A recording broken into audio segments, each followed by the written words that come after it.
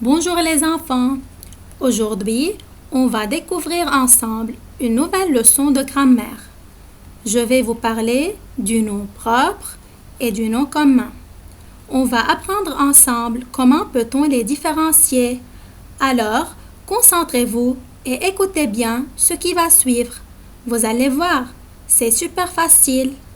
En français, il existe deux catégories de noms. Tout d'abord, le nom qui désigne une personne, un animal ou une chose de manière générale. Par exemple, le nom chien désigne n'importe quel chien. Le nom table désigne n'importe quelle table. Le nom médecin désigne n'importe quel médecin. Ce nom général qui ne désigne rien de particulier s'appelle le nom commun. Il est commun à plusieurs choses. Par exemple, fille, pupitre, coussin, loup, lapin, renard, etc. Le nom commun ne commence jamais par une lettre majuscule et il est précédé d'un petit mot appelé article. Par exemple, le, la, les, un, une, des. Un nom peut aussi désigner quelqu'un ou quelque chose de précis. Par exemple, Cendrillon, ce n'est pas n'importe quelle fille. Balthazar, ce n'est pas n'importe quel chat.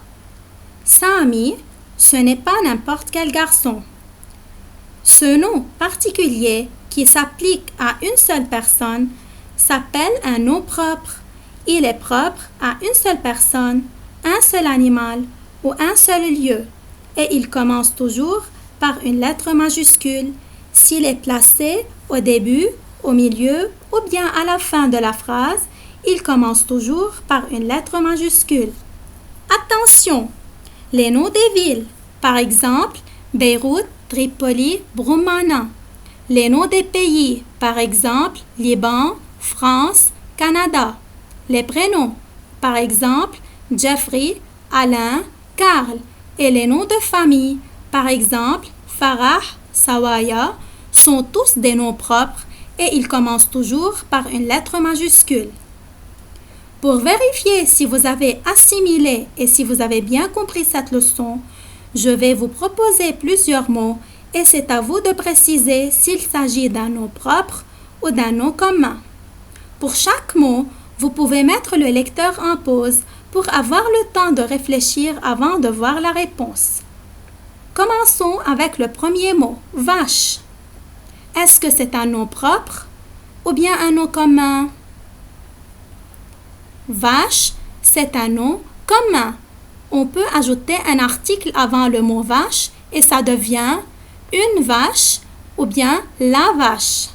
Blanche-Neige, est-ce que c'est un nom propre ou bien un nom commun? Blanche-Neige, c'est un nom propre et il commence toujours par une lettre majuscule. Tintin, est-ce que c'est un nom propre ou bien un nom commun? Tintin, c'est un nom propre et il commence toujours par une lettre majuscule. Ballon, est-ce que c'est un nom propre ou bien un nom commun? Ballon, c'est un nom commun et on peut ajouter un article avant le mot ballon et ça devient un ballon ou bien le ballon. Allemagne, est-ce que c'est un nom propre ou bien un nom commun? Allemagne, c'est un nom propre et il commence toujours par une lettre majuscule. Rivière, est-ce que c'est un nom propre ou bien un nom commun? Rivière, c'est un nom commun. On peut ajouter un article avant le mot rivière et ça devient une rivière ou bien la rivière. Et maintenant, prenons la loupe pour lire la règle. Il existe deux catégories de noms. Les noms communs sont toujours précédés d'un déterminant. Ils désignent une personne, un animal ou un objet. Exemple, ma cousine, le chat, une fourchette.